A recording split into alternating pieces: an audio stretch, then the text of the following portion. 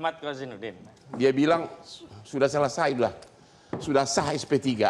Mau apa lagi loh? Kalau dasar SP3 itu perdamaian ditindaklanjuti dengan pencabutan laporan, baru bisa kita katakan. Nggak, lu bisa apa lagi kalau SP3 udah dikeluar? Dan itu kan SP3 masih ada proses. Pertama, SP3 ini memang kalau secara kewenangan, ya memang kewenangan, sah. Ya. Tapi secara prosedur dan substansi ini yang bermasalah. Pertama, kalau kita bicara prosedur, meskipun ada KUHP yang baru, tidak boleh menggunakan KUHP yang baru untuk menyelesaikan penyidikan yang telah dilakukan polisi dengan KUHP lama. Dan ini tegas di pasal transisi. Pasal 361A itu jelas untuk penyidikan yang dilakukan sebelum berlakunya hukum KUHP yang baru, yakni Undang-Undang Nomor 20 Tahun 2005, maka proses acaranya mengikuti Undang-Undang Nomor 8. Pertanyaannya, terlepas setuju atau tidak, SP3 kan hanya bisa dibatalkan dengan pra-peradilan. Siapa yang berhak mengajukan pra-peradilan? Saya tidak bicara itu. Artinya apa? Ada perkara lain yang belum selesai dan perkara lain itu akan sampai ke persidangan. Kalau kita bicara Jokowi menang adalah ketika dia mampu menekan semua lawan, minta semuanya damai dan dicabut perkara baru case close. Oke. Tetapi hari ini Jokowi kalau ibarat satu rambutan, satu bengket, itu hanya mampu memeritili 2 biji. Padahal klien saya masih ada selain Roy Suryo, ada Kurnia Triryani, ada Rustam Effendi, ada juga Rizal Fadilah yang besok akan diperiksa di Polda. Maksud saya begini, kalau kita bicara restorasi, tujuan restorasinya juga tidak ketemu. Dan kalau kita bicara perdamaian, perdamaian itu juga harus diformilkan. Ada dokumen perdamaian ditandatangani para pihak, ada pengakuan satu pihak atas kesalahan, ada penerimaan kesalahan dan pengakuan atas permintaan maaf, sehingga itu didamaikan. Dan kemudian ada penetapan pengadilan yang diatur. Tetapi sekali lagi, karena ini masa transisi, dengan ketentuan tadi pasal 361A itu, maka tidak boleh digunakan KUHP yang baru. Artinya hari ini, Saudara Joko Widodo memaksakan narasi KUHP yang baru untuk restoratif justice, padahal penyidikan dilakukan sejak 30 April atau setidaknya sejak tersangka Juli ya 2025 yang lalu, tetapi dipaksa menggunakan restoratif justice yang menggunakan Undang-Undang 20/2005 yang baru berlaku 2 Januari. 7 orang Ya. temannya Egy waktu sama-sama melaporkan dulu. Apa yang Anda dengar? Apakah 7 orang itu akan juga berangkat ke Solo? Saya tegaskan klien kami atas nama Kurnia Triryani, Rizal Fadilah, Rustam Effendi sama dengan Roy Suryo tidak akan pernah bergeming, tidak akan pernah mengubah langkah, tidak akan bergeser meskipun 1 inci, akan tetap membongkar kasus ini demi kepentingan publik agar terbuka. Mana yang benar, mana yang salah, bukan berarti Pengacara Jokowi gimana? Gitu. Siap fight terus? Tentu. Apa yang Anda lakukan? Apakah akan mendekati yang beberapa orang lagi? Apakah kirim Lamborghini atau apa? Jadi kan sebenarnya kan sudah ada contoh. Dan contoh itu contoh yang baik ya. Ya. Dan menurut hemat kami itu semua sah. Karena tidak Ya. ada yang dilanggar. Jadi kalau bicara masalah teknisnya, mungkin saja sudah dilakukan pencabutan terhadap tersangkanya. Ya. Kemudian dilakukan gelar dan dilakukan penghentian penyidikan. Ya. Kemudian dikirimlah surat kepada kejaksaan dan sebagainya. Sehingga menurut hemat saya kalau emang ada orang yang ingin tidak menjadi seseorang yang dipidana, Ya.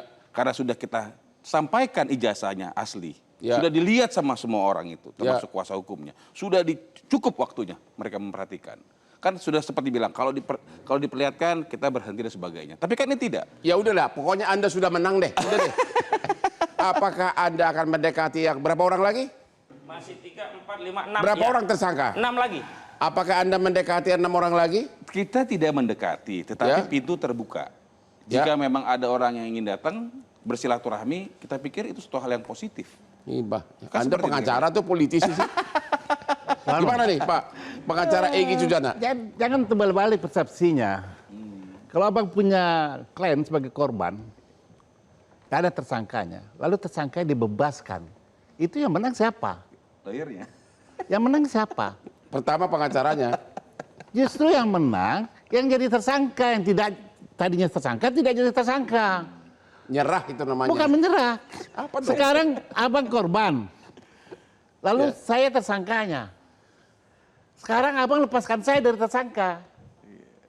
Abang yang rugi, saya yang menang. Ya. Jadi dibalik-balik bang. Nah sekarang posisi seperti itu. Ya. Egy-nya jadi tersangka, sekarang tidak jadi tersangka. Ya.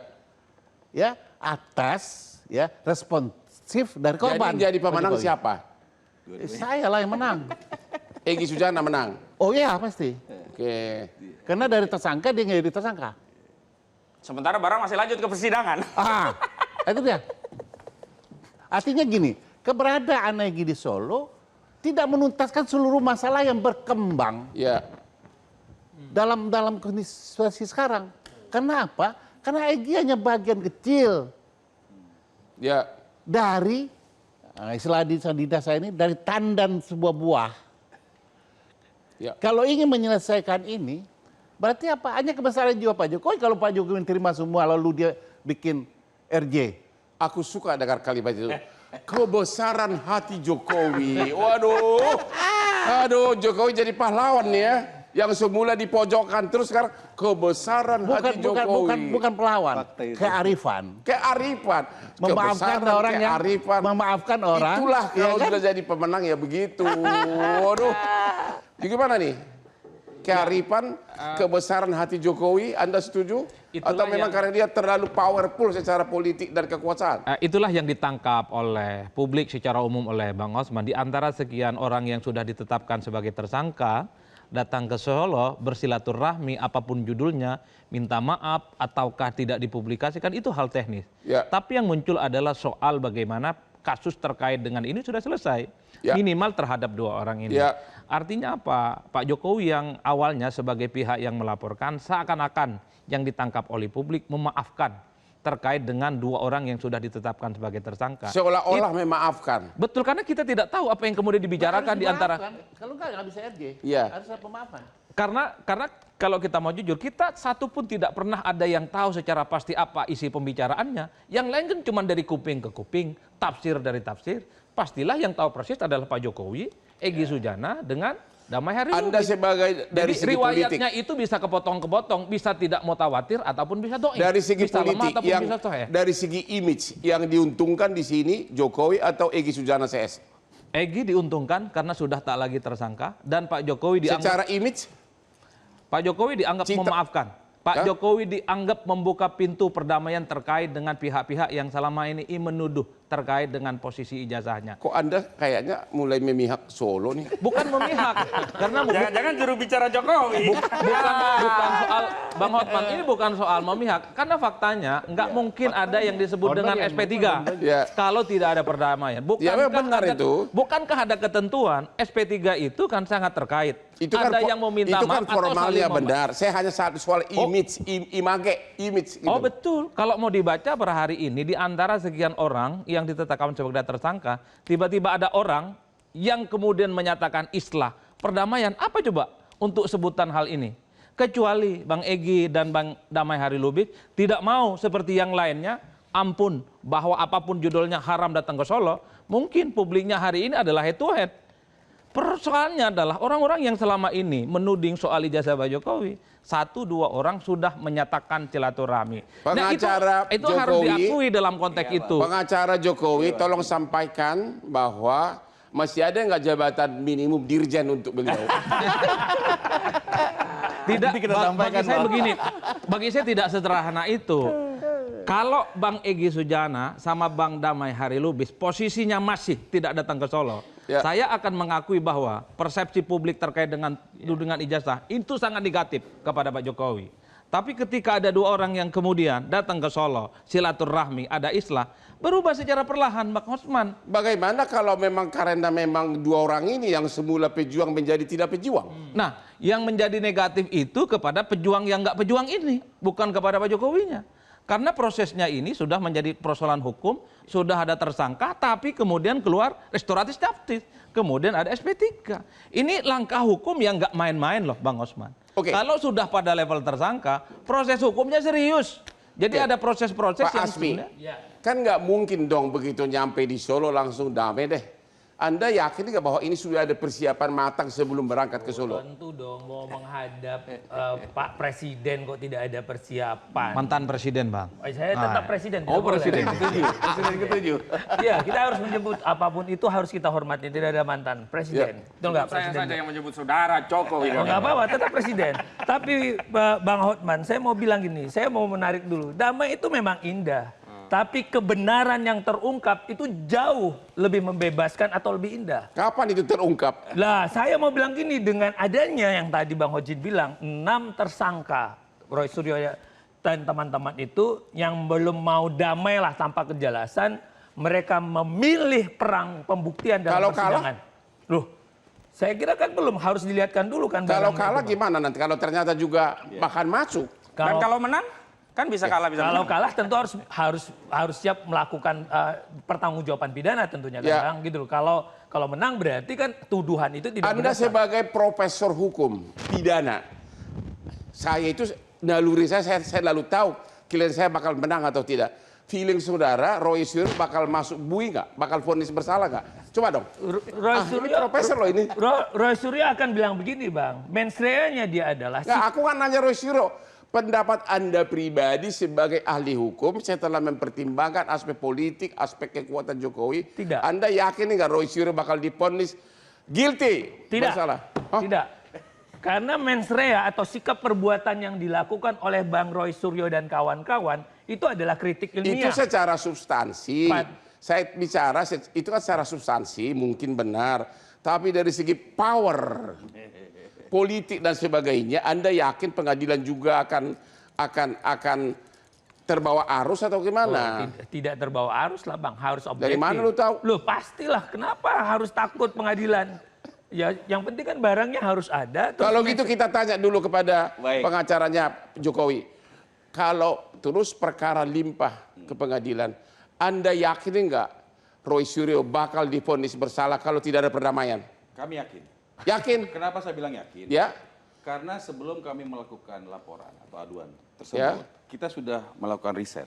Dari Januari sampai dengan April sebelum kita laporkan, itu ada sekitar 31 objek di mana mereka melakukan hal yang bukan penelitian. Tidak pernah disampaikan mengenai penelitian. Ya. Tidak pernah. Dan mereka mengatakan, penjarakan, Nusa Kambangan, kan seperti itu. Terus, atau adili dan sebagainya. Itu kan tidak ada penelitian seperti itu. Ya. Tidak ada penelitian mengatakan melalui publik, melalui medsos. Tidak ada. Sampai sekarang loh, sudah penetapan tersangka pun masih seperti itu. Sehingga kami memiliki keyakinan setelah dilakukan penetapan sebagai tersangka, ditemukan tindakan pidananya, kemudian ada penetapan tersangka terhadap orang itu, ditemukan orang yang melakukan pidananya, maka Jadi malam ini pengacara Jokowi mengatakan kalau kasus limbah ke pengadilan, Roy Suryo pasti divonis bersalah. menurut kami demikian. Halo pengacara Roy Suryo, Pasti bebas. pusing gua.